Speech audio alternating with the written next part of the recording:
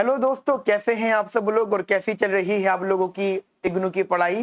Guys आज से हम लोग अपना सीबी सीरीज का टॉपिक डिस्कशन स्टार्ट कर रहे हैं। आज का गाइस जो मेन टॉपिक रहेगा that is consumer equilibrium and the conditions रहेगा, जो कि मैंने आपको लास्ट क्लास में बता दिया था कि हम लोग यहाँ से शुरुआत करेंगे। ठीक है। एंड गाइस ऑल्सो मैंने आपको लास्ट क्लास के अंदर ये सारे टॉपिक्स लिखवा दिए थे। सो कंज्यूमर बिहेवियर में आपको ये 15 टॉपिक पढ़ने हैं। 15 कैसे हो गए?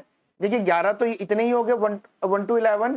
एंड जो 12th टॉपिक है दैट शॉर्ट नोट्स के अंदर 4 फर्दर टॉपिक लिखे हुए हैं। इसका मतलब 11 + 4 इट्स 15। तो आपको गाइस कंज्यूमर बिहेवियर में 15 टॉपिक्स को कवर करना है। एंड आई विल ट्राई कि मैं आपको एटलीस्ट 15 लेक्चर्स दे दूं इस टॉपिक पर, ठीक है, कंज्यूमर बिहेवियर पर। और मेरा ऑब्जेक्टिव यही रहेगा कि आपको एज मैक्सिमम नॉलेज प्रोवाइड करूं। गाइस मैं भी आप लोगों से कुछ एक्सपेक्ट करना चाहूंगा कि आप जब भी पढ़ने बैठे तो कॉपी पेन लेकर बैठे, एक एक चीज को ध्यान से नोट करें, एक एक बात को ध्यान से सुने, और जितनी बातें मैं आपको एक्स्ट्रा बता रहा हूं उसको भी नोट डाउन करके चलें। ध्यान रखना, नोट्स प्रिपरेशन जरूरी है।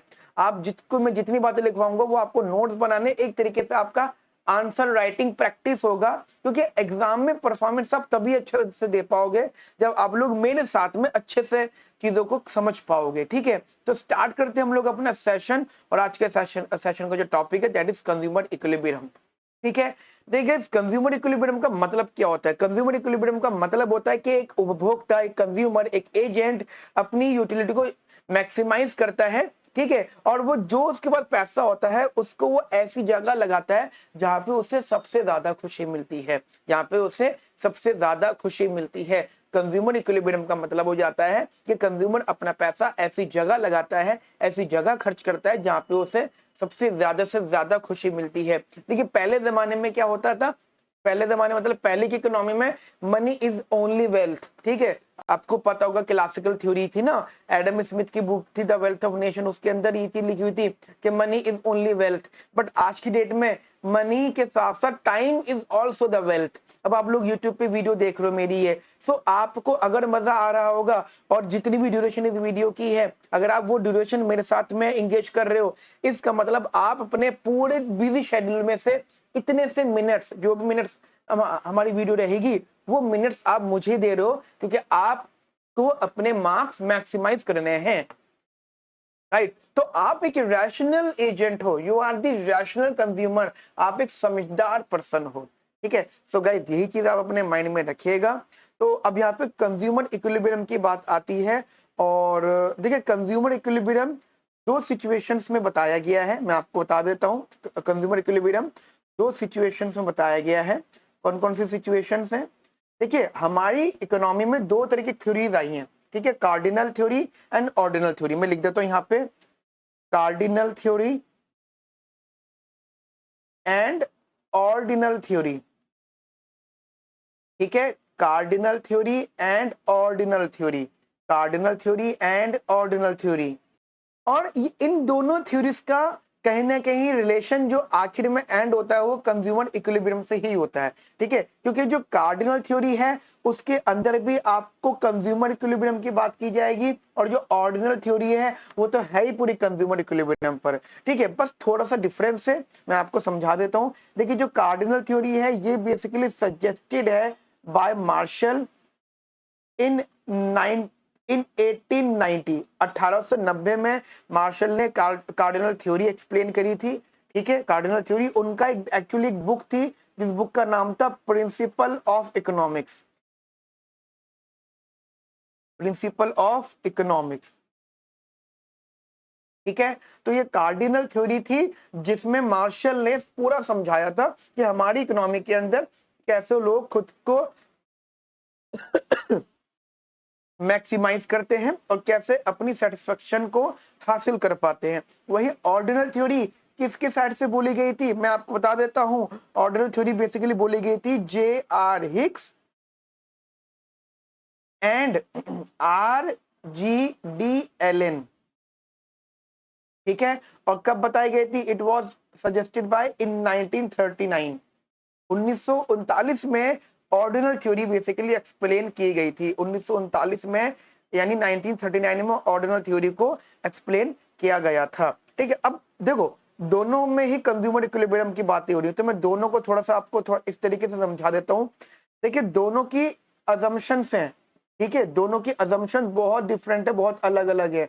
अगर आप अजम्पशंस पर चलते हो तो कार्डिनल थ्योरी की जो अजम्पशन है, अच्छा ये मैं क्यों आपसे डिस्कस कर रहा हूँ, पहला पूरी स्टोरी समझ लो, ठीक है, क्योंकि पेपर में ये 20 नंबर का भी आ चुका है, 20 मार्क्स मैं आपको बता देता हूं। अगर आप एग्जाम पॉइंट ऑफ व्यू से बात करोगे, ये 20 मार्क्स में आया है गाइस। कितने मार्क्स में आया है मेरे बच्चा? 20 नंबर में। अब 20 नंबर में आया है तो बढ़िया तो लिखना पड़ेगा, यानी टोटल आपको जो है 7 क्वेश्चन अटेम्प्ट करने, 7 में से 2 क्वेश्चन 20-20 नंबर के हैं और 5 क्वेश्चन आपके 12-12 नंबर के, 12 पंजे 60, ठीक है, 2 क्वेश्चन 20-20 नंबर के और 5 क्वेश्चन आपके 12-12 नंबर के। तो गाइस ऑब्वियस सी बात है 3 घंटे में आपको ये 7 क्वेश्चन अटेम्प्ट करने, तो वेटेज तो अच्छी होनी चाहिए, ठीक है। तो अगर ये पेपर में आ जाता है तो आपको सारी बातें लिखनी है। तो अगर आप ध्यान रखिएगा यहाँ पर कि अजम्पशन जो इसकी है, सबसे पहली अजम्पशन कार्डिनल थ्योरी की, देखिए सबसे पहली अजम्पशन है cardinal measurability, cardinal measurability, measurability URABILITY, measurability of utility. क्या है? Cardinal measurability of utility, cardinal measurability of utility. देखिए मार्शल के अकॉर्डिंगली, मार्शल के अकॉर्डिंगली जो हमारा यूटिलिटी होती है उसकी खास बात क्या होती है, यूटिलिटी जो होती है एक तो मेजरेबल होती है, मेजरेबल होने का मतलब आप उसको देख सकते हो कि वो कितनी है, एंड क्वांटिफेबल होती है। क्वांटिफेबल मतलब उसकी आप क्वांटिटी भी डिसाइड कर सकते हो कि हाउ मच। अगर आपको याद आ रहा हो तो आपने कुछ साल पहले पढ़ा था कि utility can be measured in utils, याद आया कुछ? ये थ्योरी बाद में ऑब्वियसली बात है ऑर्डिनल ने रिजेक्ट कर दी थी, लेकिन अभी हम फिलहाल कार्डिनल पढ़ रहे हैं, तो कार्डिनल में ये था, यूटिल्स में वो काउंट हो सकता है, और जो यूटिलिटी होती है वो मेजरेबल होती है और क्वांटिफेबल होती है। इतनी बात समझ में आती है मेरी आप लोगों को? सेकंड अजम्पशन लिखिएगा मेरे साथ में। Second assumption is hypothesis of independent utility, hypothesis of independent utility, hypothesis of independent utility. देखिए कार्डिनल में मार्शेलियन का एक इंटरेस्टिंग डिस्कशन था। उनका मानना यह था कि इकोनॉमी में जो भी एजेंट्स की यूटिलिटी होती हैं उनका किसी दूसरे एजेंट की यूटिलिटी से या फिर किसी दूसरी कमोडिटी से कोई रिलेशनशिप नहीं होता। अब आपके माइंड में आ रहा होगा कि सर 2 तरह के रिलेशनशिप तो हमने पढ़े, कौन कौन से रिलेशनशिप पढ़े? हमने पढ़ा है complementary, complementary type goods, and दूसरा हमने पढ़ा है सब्स्टिट्यूशन या सब्स्टिट्यूट टाइप गुड्स। ध्यान रखना इन्होंने बोला था कि ये दोनों टाइप की जो रिलेशनशिप है वो इग्नोर किए गए हैं इन कार्डिनल थ्योरी, मतलब दे एज्यूम्ड। अब क्यों एज्यूम किया? क्योंकि इन्होंने देखो, इन्होंने अपनी थ्योरी को प्रूव करा। इनको लगता है कि जो थ्योरी में बाधाएं आएंगी, जो थ्योरी को एक्सप्लेन करने में प्रॉब्लम आएंगी, उन सबको उन्होंने असम्पशन में ले लिया, है ना। जहां भी आप देखें ना इकोनॉमिक्स को पढ़ते हुए आपको जहां भी लगेगा ना कि क्या फालतू बकवासी कर रहे हैं ये, तभी आपको सुनने में आ जाएगा भाई अजम्पशन होती है, ये अजम्पशन होती है। क्या होती है? अजम्पशन होती है। आपको भी बताऊंगा बहुत सारी बातें इसके अंदर। कितनी बात समझ में आती है आपको? पहली है कार्डिनल मेजरेबिलिटी ऑफ यूटिलिटी, जिसके अंदर यूटिलिटी आपकी मेजरेबल एंड क्वांटिफेबल होती है, और जो क्वांटिफाई मतलब जो क्वांटिटी उसकी होगी यूटिल्स में काउंट होगी। दूसरा हाइपोथेसिस ऑफ इंडिपेंडेंट यूटिलिटी, इसका मतलब होगा कि इकोनॉमी के अंदर जितने भी यूटिलिटीज हैं उनमें जितने भी गुड्स हैं उन गुड्स में आपस में कोई रिलेशनशिप नहीं होगा। इनफैक्ट वो ये कहते थे, एक्चुअली उनका ये मानना था कि जो समेशन ऑफ मार्जिनल यूटिलिटी होता है वो टोटल यूटिलिटी के बराबर होगा, मतलब एक ही कमोडिटी के समेशंस को आप ऐड करते थे। यानी उनका मानना था कि जो यूटिलिटीज होती हैं वो एडिटिव होती हैं। क्या होती हैं? Additive. You can add the marginal utilities of different quantities. आप हर डिफरेंट क्वांटिटीज पर यूटिलिटीज का मार्जिनल वैल्यू ऐड करते जाओ, then you will get the total value, total value. इतनी बात समझ में आती है आप लोगों को मेरी? थर्ड असम्पशन लिखिएगा बेटा मेरे साथ में यहाँ पर, third assumption, that is constant constant marginal utility of money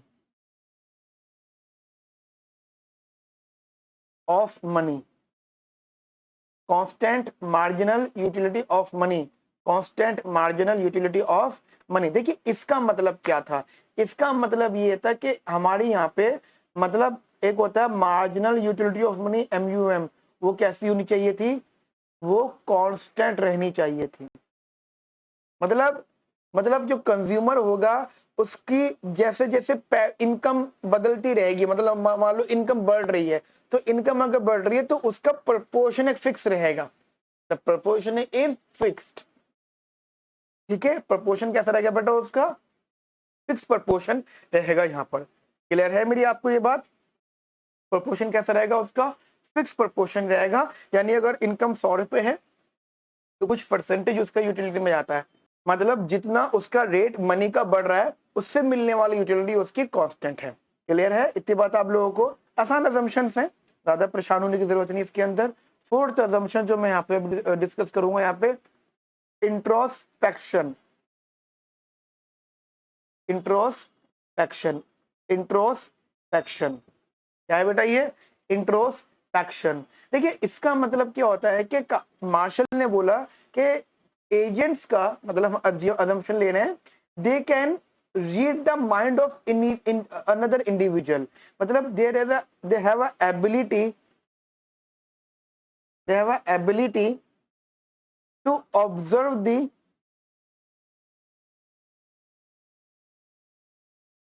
mind of another individual. अब यहाँ पे आ रही है माइंड की, तो माइंड में मतलब हम यहाँ पे यूटिलिटी की बात कर रहे हैं। माइंड में कहने का मतलब हमारा यूटिलिटी, जो वो यूटिलिटी सोच के चल रहा है, हमें अनदर इंडिविजुअल जो अनदर एजेंट है, हमें उसके बारे में सब कुछ पता होगा पहले से ही। मतलब मैं एक एजेंट हूं तो मुझे आपके बारे में पता होगा, और आप एक एजेंट तो आपको मेरे बारे में पता होगा। उस बेसिस पे आप लोग चीजों की डिमांड करेंगे। मेरी यहाँ तक की बात आपको समझ में आ गई, क्लियर अच्छे से। तो ये अजम्पशन है हमारी कार्डिनल थ्योरी की। किसकी अजम्पशन है बेटा, ये अजम्पशन है हमारी कार्डिनल थ्योरी की। ठीक है, कार्डिनल थ्योरी की। अब हम बात करते हैं assumption of ordinal theory. Assumption of ordinal theory जरा लिख लीजिएगा मेरे साथ में, ये क्यों लिखवा रहा हूं, क्योंकि एग्जाम में अगर ये क्वेश्चन आ जाता है तो फिर आपको बहुत अच्छा एक्सप्लेन करना पड़ेगा। ठीक है, 20 नंबर में आता है तो अच्छा एक्सप्लेन करना पड़ेगा। 12 नंबर में आ सकता है, 6 नंबर में आ सकता है, 3 नंबर में आ सकता है। मान लीजिए शॉर्ट नोट में भी आ सकता है, ये शॉर्ट नोट में कार्डिनल एंड ऑर्डिनल अलग अलग भी आ सकता है ये। तो आपको अपनी तैयारी बढ़िया रखनी है। ठीक है, कहीं पर भी मात नहीं खानी है, आपको बढ़िया बिंदास होकर जाना है। तो हमारी पहली अजम्पशन है हमारे पास यहाँ पे, that the consumers are rational.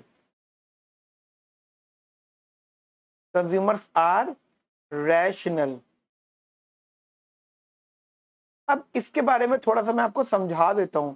देखिए कंज्यूमर्स को रैशनल बोलने का मतलब क्या होता है। देखिए ऐसा ऑर्डिनल मतलब JR हिक्स और RGD-LN ऐसा मानते थे कि जो भी कंज्यूमर है वो जो भी डिसीजन लेगा वो अपने पास्ट एक्सपीरियंस के बेसिस पे, करंट सिचुएशंस के बेसिस पे और फ्यूचर एक्सपेक्टेशंस के बेसिस पे। मतलब every decision is depends on 3 things, right. Every decision is depend on 3 situations।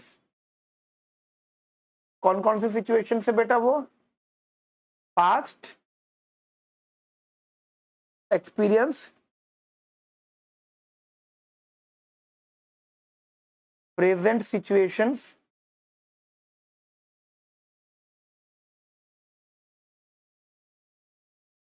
And future expectations.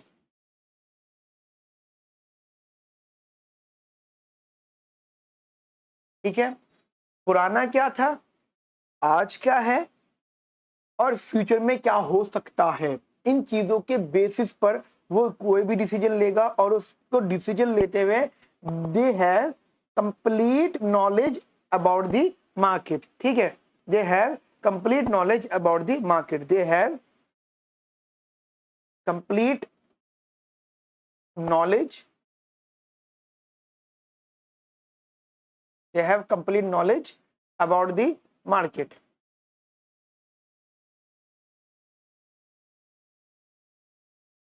Market की इनके पास क्या होगी बेटा, कंप्लीट नॉलेज होगी, जिसके बेसिस पे डिसीजन जो भी ले पाएंगे वो सही डिसीजन ले पाएंगे। ठीक है, आई होप आप लोग मेरे साथ में एक बात को लिख रहे हो, मुझे ऐसा लगता है। ठीक है, सेकंड अजम्पशन लिखिएगा, ऑर्डिनलिटी, मतलब ऑर्डिनल का एक मतलब होता है, मैं आपको बताता हूं, रैंक दी प्रेफरेंसेस। लिख लेता हूं इस चीज को,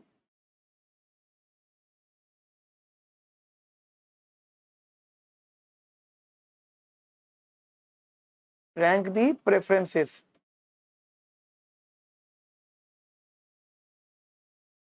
मतलब मान लो मेरे को दो ऑप्शंस मिले हुए हैं, ठीक है, या तो मुझे ये चीज कंज्यूम करनी है या फिर मुझे ये चीज कंज्यूम करनी है, और अगर मेरे पास में टाइम बाउंडेशंस हैं तो मैं ये डिसीजन पक्का ले सकता हूं कि मुझे कौन सी चीज पहले कंज्यूम करनी है और कौन सी चीज मुझे बाद में कंज्यूम करनी है। I can basically take this type of decision.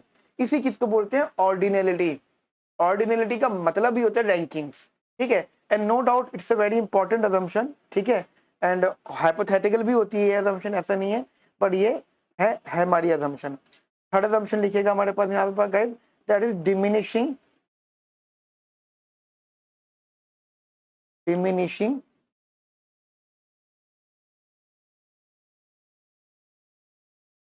Marginal rate of substitution.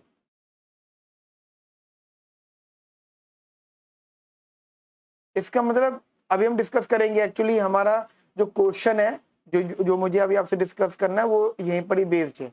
मतलब मार्जिनल, अच्छा मतलब इसी चीज पे हमारा डिस्कशन रहेगा, diminishing marginal rate of substitution. मैं आपको एक बात बताना चाहता हूँ कि एक्चुअली होता क्या है, जो डिमिनिशिंग वर्ड लिखा है उसका मतलब यहाँ पे है ट्रेड ऑफ। क्या मतलब है इसका, ट्रेड ऑफ। क्या मतलब है इसका बेटा, ट्रेड ऑफ। और ट्रेड ऑफ में दो वर्ड्स आते हैं, एक होता है सेक्रीफाइस और एक होता है गेन। देखिए, गेन का मतलब होता है प्लस, सेक्रीफाइस का मतलब होता है माइनस। समझ रहे हो आप लोग, गेन का मतलब होता है प्लस, सेक्रीफाइस का मतलब होता है माइनस, और प्लस माइनस को अगर आप कंबाइन करोगे then what you will get, you will get a minus answer. Plus minus it's minus, plus minus it's minus. ठीक है, प्लस माइनस माइनस, ध्यान रखना, plus minus multiply, plus minus हो रहा है, सॉरी प्लस हो रहा है, प्लस माइनस वैल्यू, तो ये तो कंफर्म हो जाता है कि हाँ भाई साइन वाली बात आ जाती है। ठीक है, जिसका बड़ा साइन। लेकिन अगर ये मल्टीप्लाई डिवाइड होता है प्लस माइनस वाली वैल्यू, तो डेफिनेटली वहां पे क्या साइन आता है, माइनस। ये जो माइनस साइन आता है आफ्टर कैलकुलेशन, ठीक है, उसी चीज को रिप्रेजेंट किया है by using the diminishing term. ठीक है, by using the diminishing term, इसी चीज को रिप्रेजेंट किया गया है by using the diminishing term. Diminishing का मतलब ही होता है कम होता हुआ, गिरता हुआ, और इसका मतलब ही हो गया प्लस माइनस। ठीक है, इतनी बात समझ में आती है मेरी आपको। फोर्थ अजम्पशन लिखिएगा मेरे साथ यहाँ पर बेटा, fourth assumption, that is consistency and transitivity। consistency and transitivity, याद कर लो, consistency and transitivity, consistency and transitivity। देखिए, कंसिस्टेंसी का मतलब क्या होता है, कंसिस्टेंसी का, कंसिस्टेंसी का मतलब होता है कि अगर मान लीजिए किसी एजेंट ने ए को बी से प्रेफर करा है, देन ये कंफर्म होगा कि वो कभी भी बी को ए से प्रेफर नहीं करेगा। ट्रांजिटिविटी, जैसे बड़ी इंटरेस्टिंग बात है, जैसे आपको पता, सॉरी कंसिस्टेंसी, आपको पता है ह्यूमन बीइंग कंसिस्टेंट नहीं होता, बट एक एनिमल कंसिस्टेंट होता है। एनिमल, जैसे एनिमल है गॉट, बकरी, बकरा है ना, गॉट। ठीक है, ये लोग घास खाते हैं, हरी हरी चीज खाते हैं, पत्ते खाते हैं। अब इनके आगे मीट रखो, ये नहीं खाएंगे। देर कंसिस्टेंट, जो कुदरत ने नियम बनाया कंसिस्टेंट है उसके ऊपर। परिंदे हैं, ठीक है, बर्ड्स हैं, वो दाना खाते हैं। ठीक है, वो दाना खाते हैं, जैसे जो भी उनके दाने होते हैं वो खाते हैं। आप उनको कुछ और ऑफर करो, वो आएंगे, सूंघेंगे और वापस चले जाएंगे। यानी जो जो कुदरत ने एनिमल्स को कहा है कि तुम्हें ये चीज खानी और चीज नहीं खानी, दे आर कंसिस्टेंट। हाँ, कुछ एक्सेप्शनल केसेस होते हैं, वो थोड़ा साइंटिफिक की तरफ नहीं जाना कि नहीं मैं तो ऐसे गए जानवर को जानता हूँ जो दोनों चीजें खा लेता है, नहीं, मैं वो नहीं कह रहा हूँ। मैं कह रहा हूँ जो एक पैटर्न चला आ रहा है वो पैटर्न फॉलो करते हैं। अब एक ह्यूमन बीइंग की बात करो, डॉक्टर ने स्ट्रिक्टली बोला है कि समोसे नहीं खाने, तला हुआ नहीं खाना है, ज्यादा स्पाइसी नहीं खाना है, हम वही चीज करेंगे। मतलब किसी को शुगर है, डॉक्टर ने बोला है कि मीठा कम से कम खाओ या खाओ ही नहीं, वो मीठा उतना ही ज्यादा खाएगा और कहेगा जी एक गोली और खा लूंगा एक्स्ट्रा। समझ रहे हो, ये कुदरत की जो ह्यूमन बीइंग है वो कंसिस्टेंट नहीं है। अब समझो बात को, समझो बात को। मैं मान लो आज मतलब मुझे एक चीज को मना किया गया है तो तुम्हें ये चीज नहीं खानी है, तो जो चीज नहीं खानी उसको छोड़ के मैं वो चीज खाऊंगा जो मुझे खानी है। ठीक है, मान लो लाइट फूड है, डॉक्टर ने बोला लाइट फूड खाना है, हैवी फूड नहीं खाना, तो I am preferring light food rather than high high food है, वो हैवी फूड। ठीक है, अभी हो गया। After some time I wish कि यार मतलब मैं ट्राई करूंगा, I will try to consume heavy foods rather than light food. तो मैं कंसिस्टेंट यहाँ पे नहीं हूँ, बिल्कुल कंसिस्टेंट नहीं हूँ। यानी हम अपनी पढ़ाई में भी हो सकते हैं, आप लोग अपनी पढ़ाई में हो सकते हो। आज आप सोच रहे हो आप ये करोगे लेकिन वो नहीं कर पा रहे हैं। ठीक है, आप आज आप सोच रहे हो कि मुझे बहुत अच्छे नंबर लाने हैं, मेहनत करनी पड़ेगी, कंसिस्टेंसी लानी पड़ेगी, तभी आप आएंगे। If you preferring study then not to study, then you have to study. No option you have that you can not choose not to study then study. मतलब अगर आपने स्टडी करने को चूज किया है to the not to study, तो आपको पढ़ना ही है, कंसिस्टेंट रहना है। ठीक है, फिर आप नहीं पढ़ने वाली सिचुएशन फेस नहीं करना कभी भी। ठीक है, ये बस ऐसे थोड़ा समझा भी रहा था मैं। अच्छा, ट्रांजिटिविटी का मतलब बड़ा इंटरेस्टिंग होता है। ऑर्डिनल बोला कि अगर मान लो ए बी से प्रेफर्ड है एंड बी सी से प्रेफर्ड है, मतलब ए बी से अच्छा है, बी सी से अच्छा है, तो नहीं इंप्लाई करेगा कि जो ए है वो सी से अच्छा होगा। इसे हम कहते हैं ट्रांजिटिविटी। क्या कहते हैं इसे हम लोग? ट्रांजिटिविटी। क्या कहते हैं इसे हम लोग? ट्रांजिटिविटी। अब आपके माइंड में आएगा सर एग्जाम्पल कोई, तो मैं आपको एग्जाम्पल देता हूँ सिबलिंग्स का। ठीक है, एक हाइट मान लो, ए की हाइट बी से बड़ी है, A is higher than B, A is height is more than B.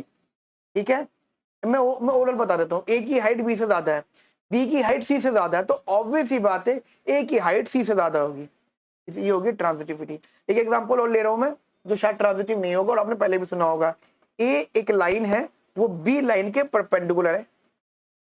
ए एक लाइन है, वो बी लाइन के परपेंडिकुलर है।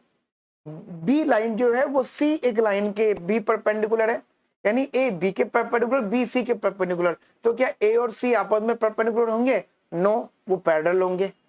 तो they are not transitive, they are not transitive. Transitive का मतलब होता है कि अगर ए बी से कंपैरिजन में हो रहा है, बी सी से कंपैरिजन में हो रहा है, तो सी तो ए भी सी से कंपेयर होगा, डेफिनेटली होगा। I hope you will gate my point. ठीक है, मैं क्या कह रहा हूं यहाँ पे, आपको मेरी बात समझ में आ रही होगी। ठीक ठीक है, क्लियर है मेरी बात आपको गाइस इधर? चलिए, ये हो गया हमारा डी वाला कंसेप्ट। एंड फिफ्थ अजम्पशन लिखिएगा यहाँ पर। फिफ्थ अजम्पशन है that is weak ordering of preferences. Weak ordering of preferences. अब इसका मतलब क्या होता है? देखिए, वीक का जो मतलब होता है उसको कभी कभी हम लोग आसान भाषा में इनडिफरेंटनेस बोलते हैं। आपने जो इनडिफरेंट कर्व वाला कंसेप्ट अब सुना है वो इसी अजम्पशन की वजह से है जो आपने पढ़ा है ना, इनडिफरेंट कर्व। अभी जो हम भी डिस्कस करेंगे थोड़ा बहुत, कितनी जरूरत है क्वेश्चन के हिसाब से, ध्यान रखना मैं क्वेश्चन के हिसाब से बात करूंगा, तो हम उसको भी डिस्कस करेंगे। ध्यान रखना वो चीज जो आई है वो इसी अजम्पशन की वजह से आई है। वीक ऑर्डरिंग ऑफ प्रेफरेंस का मतलब होता है कि agents are basically indifferent between two goods. They can, ठीक है, वो हो सकते हैं।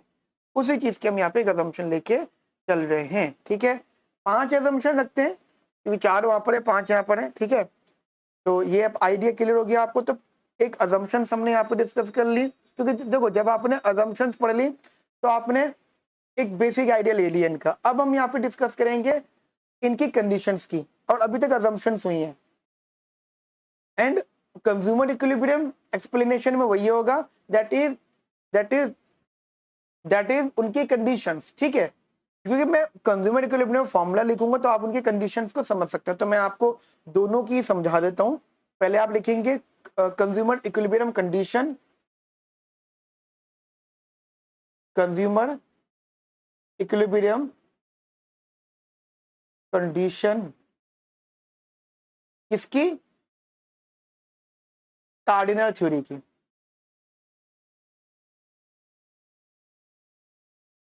देखिए कार्डिनल थ्योरी में कंज्यूमर इक्विलिब्रियम कंडीशन को एक लॉ के नाम से जाना जाता है, ठीक है।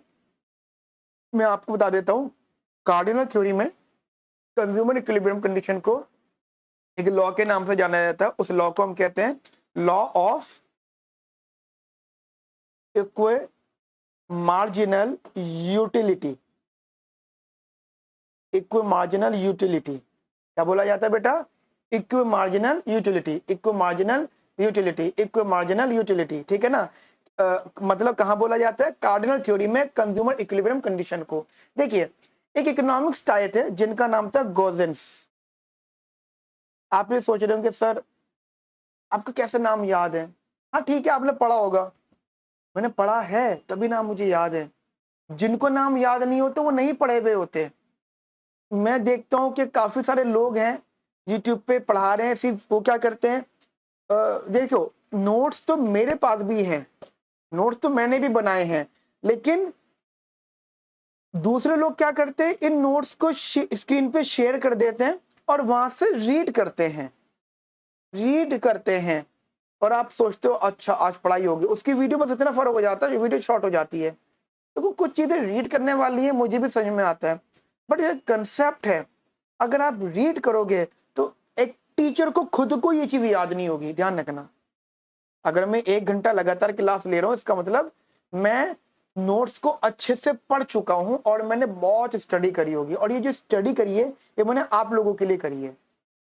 ये जो चीजें मैं सीखा हुआ हूं, मुझे लगता है कि बहुत सारे स्टूडेंट्स ऐसे हैं जो एक अच्छी जानकारी हासिल नहीं कर पाते बिकॉज लैक ऑफ रिसोर्सेस, ठीक है। ठीक है, अगर आप दिल्ली में रहते हैं तो शायद आपके पास कोचिंग क्लासेस ज्वाइन करने का ऑप्शन हो, ठीक है। और बहुत सारे लोग हैं, ठीक है, आप शहर की तरफ रहते हैं तो आपके पास ऑप्शन है, लेकिन काफी सारे स्टूडेंट्स ऐसे हैं जो शहर में नहीं रहते, किसी एक ऐसे कोने में रहते हैं वहां पर इनको रिसोर्स नहीं मिलती। रिसोर्स अगर मिलती भी है तो बस छोटी मोटी रिसोर्स मिल जाती है। मान लो किसी से कहते हैं कि आप पढ़ा दो, तो वो बस वही बुक आती है, वो रीड करता है, ऐसे ऐसे ऐसे ऐसे जो समझ में आया पूछ लेना। मैंने देखा है बच्चे आते थे मेरे पास, बताते थे कि सर वो मैं पढ़ने गया कोचिंग क्लास, 5,000 रुपये एक सब्जेक्ट का चार्ज किया। 5,000 रुपये इतना हाई, इतना हाई क्यों? अरे यार ठीक है चलो, उनका पर्सनल वो है, मुझे इसमें कोई इंटरेस्ट नहीं है, चलो कोई बात नहीं, आप पैसे ले रहे हो।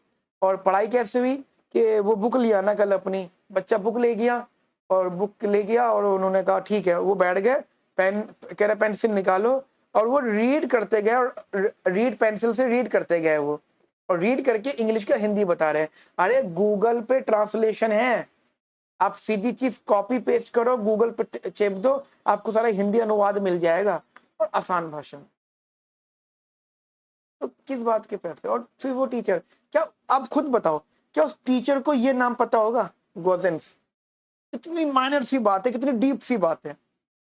आपके लिए मेहनत करिए, मैंने ये बस मेरा सपना है कि आपके मार्क्स बहुत अच्छे आ पाए, ठीक है। जुड़े रहना, और चैनल को सब्सक्राइब जरूर करना, वीडियो को लाइक जरूर करना, और प्लीज गाइस कुछ भी कमेंट करो, प्लीज कमेंट जरूर करना, क्योंकि मुझे आप लोगों का मोटिवेशन चाहिए, मुझे आपका सपोर्ट चाहिए जिससे मैं मोटिवेट हो जाऊं। आप लोगों का सपोर्ट चाहिए, क्योंकि अगर आप ये सोचोगे कि यार मैं क्यों रिप्लाई करूं, या मैं क्यों कमेंट करूं, मैं क्यों लाइक करूं, कोई और कर देगा, अगर हर कोई ये सोचेगा ना तो कोई कुछ भी नहीं करेगा। ऐसा मैं भी सोच सकता था कि यूट्यूब पे तो काफी लोग पढ़ा रहे हैं, वो पढ़ा देंगे, अगर ऐसा होता तो क्योंकि मुझे पता है वो नहीं पढ़ा पा रहे हैं, वो नहीं पढ़ा पा रहे हैं। मैंने चैलेंज लिया है कि इस बार देखते हैं मार्क्स कैसे आते हैं आपके। तो मुझे पक्का यकीन है अगर आपके मेरी मेरे लेक्चर की वजह से अगर आपके 10 नंबर भी बढ़ गए, मतलब मेरे लेक्चर नहीं देख रहे, आपके मान लो 50 नंबर आ रहे थे, मेरे लेक्चर देखने के बाद आपके 60 नंबर आ गए, मुझे बहुत खुशी मिलेगी, बहुत ज्यादा खुशी मिलेगी। ठीक है, तो चीजों को देखते रहिएगा। अब मैं आप टॉपिक पर आता हूँ। गुरजेंस सेकंड लॉ कहते हैं इसे, गुरजेंस सेकंड लॉ। ये गूगल पे भी है, अगर आप चाहे तो देख सकते हैं, गुरजेंस सेकंड लॉ। ठीक है, गुरजेंस सेकंड लॉ। देखिए इस लॉ के अकॉर्डिंग क्या होता था कि हमारा वो, मैं यहाँ पे कंडीशन भी डिस्कस कर रहा हूँ कि जो हमारी मार्जिनल यूटिलिटी ऑफ गुड 1 होता था, उसको उसके प्राइस से डिवाइड कर दो तो वो बराबर होता था marginal utility of good 2 upon में उसके प्राइस से। और अगेन वो बराबर होता था marginal utility of with respect to third good divide by its third good price. And वो चीज बराबर होती थी marginal utility of nth good which is divided by nth price, nth commodity price. ठीक है, इसको हम बेसिकली कंज्यूमर इक्विलिब्रियम के नाम से इसलिए जानते हैं कि मान के चलते हैं कि ये रियल मार्जिनल यूटिलिटी है। क्या है ये? This is basically real marginal utility. Real का मतलब जब भी आप किसी भी इसको प्राइस से डिवाइड कर देते हो तो वो रियल वैल्यू निकल के आ जाती है। ठीक है, तो ये एक कंडीशन है यहाँ पर। अब आप ये सोचिएगा कि भैया ये तो 1 2 3 सब बराबर है, तो आप डिफाइन कर सकते हैं कि हाँ ये ठीक है कि जो हमारा MUI है, बेसिकली MUI अपॉन में PI वो बराबर होगा। अब आप समझिएगा, यहाँ से एक चीज समझ में आएगी आप लोगों को, क्या कि मैंने बोला ये रियल वैल्यू ऑफ MU है और आप प्राइस से डिवाइड उसको कर रहे हो। This is the real value of MU and you are dividing it by price. तो ऐसा माना जाता है कि ये जो वैल्यू है, देखिए अगर किसी चीज की मार्जिनल वैल्यू बढ़ेगी, किसी चीज की वैल्यू बढ़ेगी तो उसका प्राइस भी बढ़ने लग जाएगा, या किसी चीज की वैल्यू कम होगी तो उसका प्राइस भी कम होने लग जाएगा। तो एंड ऑफ द डे वो वैल्यू किसी न किसी कांस्टेंट वैल्यू के बराबर हो जाएगी। मतलब ये जो MUI अपॉन PI है, ये बदलेगी तो जरूर लेकिन एक कांस्टेंट लेवल पे बदलेगी। तो इस कांस्टेंट वैल्यू को हम यहाँ पे बोलते हैं मार्जिनल यूटिलिटी ऑफ मनी। क्या बोलते हैं हम लोग? Marginal utility of money. क्या बोलते हैं हम लोग? Marginal utility of money. ठीक है, मार्जिनल यूटिलिटी ऑफ मनी। क्या बोलते हैं हम लोग? Marginal utility of money. एक 2 लाइनें लिखवाना चाहता हूं मैं आपको, मेरी रिक्वेस्ट है आप लिखिएगा। ठीक है, क्योंकि कुछ नोट्स मैं आपको बनवा रहा हूँ साथ साथ, बाकी तो आप जो है अपनी जो भी इग्नू की बुक्स हैं वहां से भी रेफर कर सकते हैं। ठीक है, आप लिखिएगा, it says that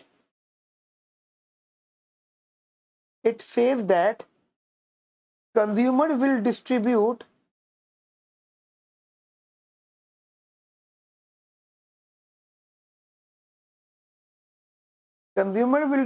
his money income between two goods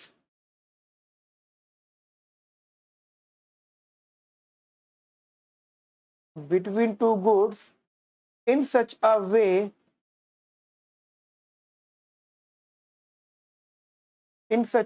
that utility derived from last rupee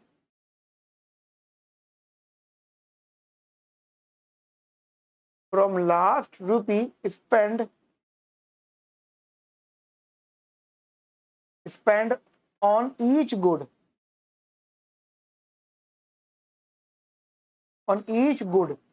is equal। ठीक है, वो जो आपने फॉर्मूला यहाँ पे लिखा था ये वाला, ठीक है, ये वाला फॉर्मूला, इसकी बात वो कर रहे हैं। आगे लिखिएगा, for two goods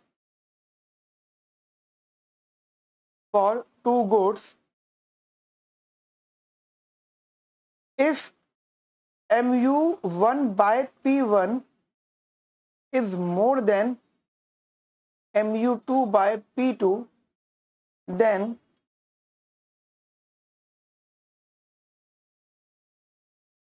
consumer will substitute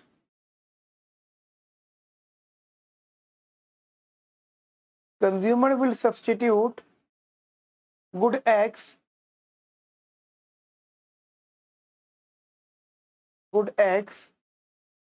for Y until they are equally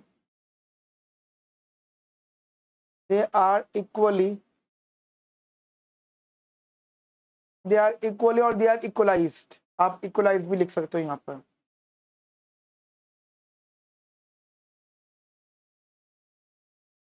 They are equalized. That is mu1 upon में p1 is equals to mu2 upon में p2. ठीक है. ये अगर आपको नहीं दिख रहा है तो मैं आपको यहाँ पे लिख देता हूँ इसको, इस वाली बात को. ठीक है, मैं इसको यहाँ लिख देता हूँ आप लोगों के लिए. दैट इज mu1 अपॉन में is equals to mu2 upon में p2. ठीक है. Now the question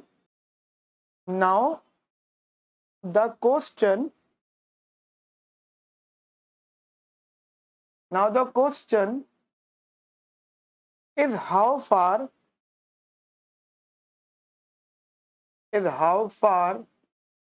does a consumer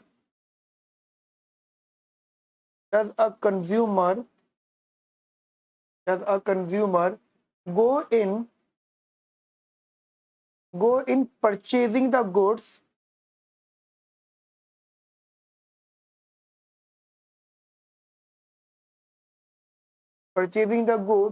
he want.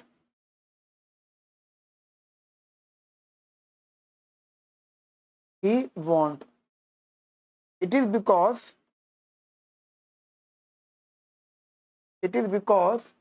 money also provide utility.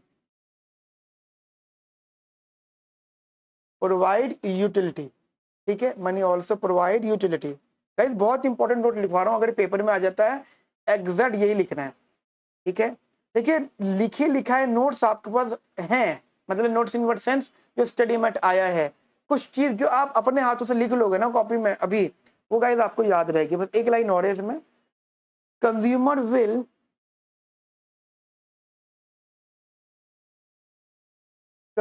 Will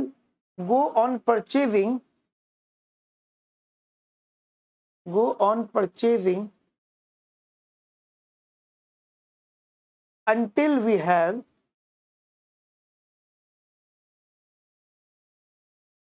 the following condition. और वो क्या है? MUI अपॉन में PI is equals to MUM. मतलब वो कब तक ये वेरिएशन करते रहेगा जब तक वो बराबर नहीं आ जाता, और ये भी उसकी कंडीशन होती है. And this condition is known as consumer equilibrium condition.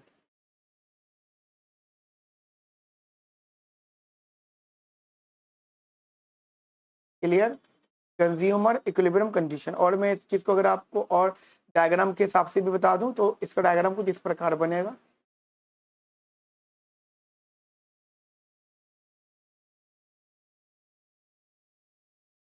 ठीक है. यहाँ पे MU1 है, MU2 है. ठीक है. और ये यहाँ पे एक्स एक्सिस पे इनकी क्वांटिटीज आ रही हैं. ठीक है. मतलब यहाँ से 1 गुड की क्वांटिटी चलेगी, यहाँ से 2 गुड की क्वांटिटी चलेगी, और ये ऐसा रहेगा. एक लाइन इसकी डाउनलोड रहेगी, एक लाइन ये. गाइस आप पहले पढ़ चुके हो इसलिए ज्यादा डिटेल इस पर डिस्कशन नहीं. यहाँ ये कट करेंगे, वहां ये इक्विलिब्रियम आ जाएगा, और इसी पॉइंट पर MU1 अपॉन में P1 equals to MU2 upon में P2 which is equals to MUM. अब यहाँ पे 1 बोल लो, 2 बोल लो, 3 बोल लो, कुछ भी बोल लो, आपकी ये चीज बराबर बेसिकली आ जाएगी। यहाँ तक मेरी बात आपको समझ में आती है अच्छे से। तो कार्डिनल के अंदर तो इक्विलिब्रियम सिचुएशन ऐसे आ गई। अब बात आती है ऑर्डिनल की। यहाँ पे क्या आती है बात बेटा? यहाँ पे ऑर्डिनल की। किसकी बात आती है यहाँ पे? ऑर्डिनल की। दिमाग में चीजों को रखिएगा, ऑर्डिनल को, ठीक है। अब ऑर्डिनल के बारे में सुनना, कंज्यूमर इक्विलिब्रियम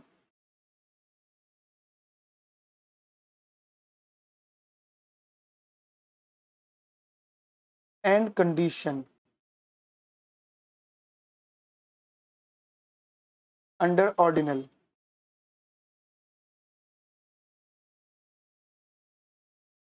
देखिए इसमें क्या होता है कि दो चीजें आती हैं। पहली चीज है यहाँ पे इंडिफरेंस कर्व,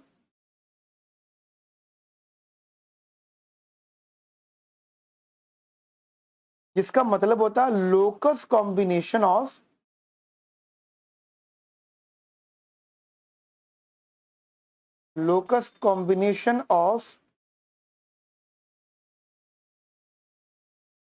टू गुड्स। ठीक है, locus combination of two goods. ठीक है, locus combination of two goods which provide same same level of satisfaction.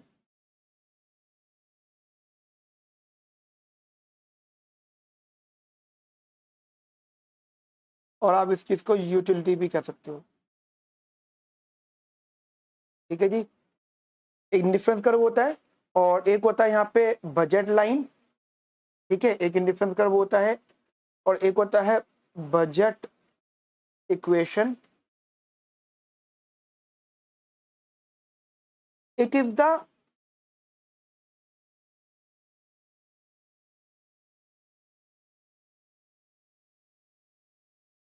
relationship between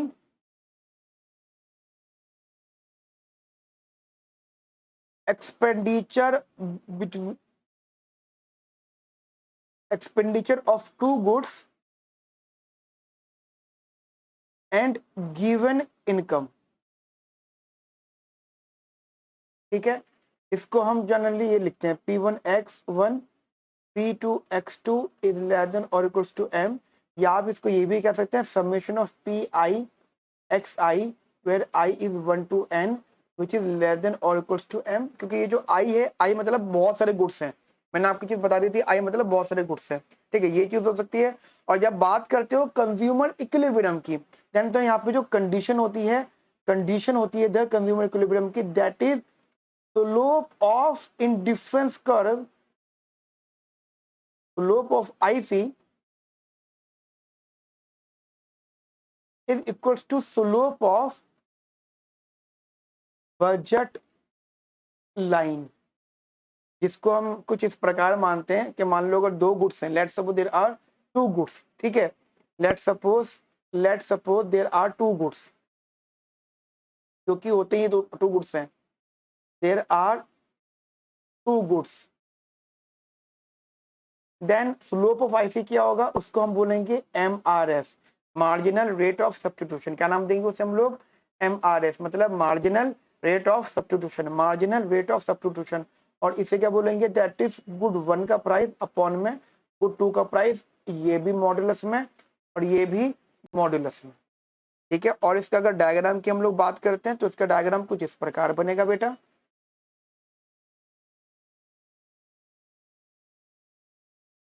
ये बजट लाइन हो गई, ठीक है, ये गुड y हो गया और ये गुड x हो गया। मान लीजिए हमारा कॉन्वेक्स इंडिफरेंस कर्व है, तो ये इंडिफरेंस कर्व हो गया।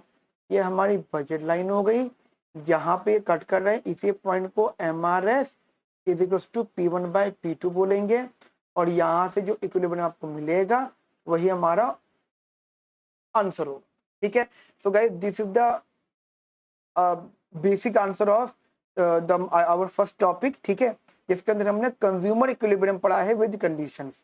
तो अगर एग्जाम में आ जाता है तो अगर आपने इनके अजम्पशन भी लिख दी तो काफी सपोर्ट हो जाएगा आपको।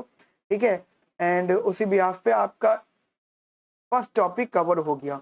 तो गाइज देखिए अब हमारा फर्स्ट टॉपिक हुआ है, फिर बाद में आगे चल के गाइज फिर इसके न्यूमेरिकल्स भी होंगे, ठीक है।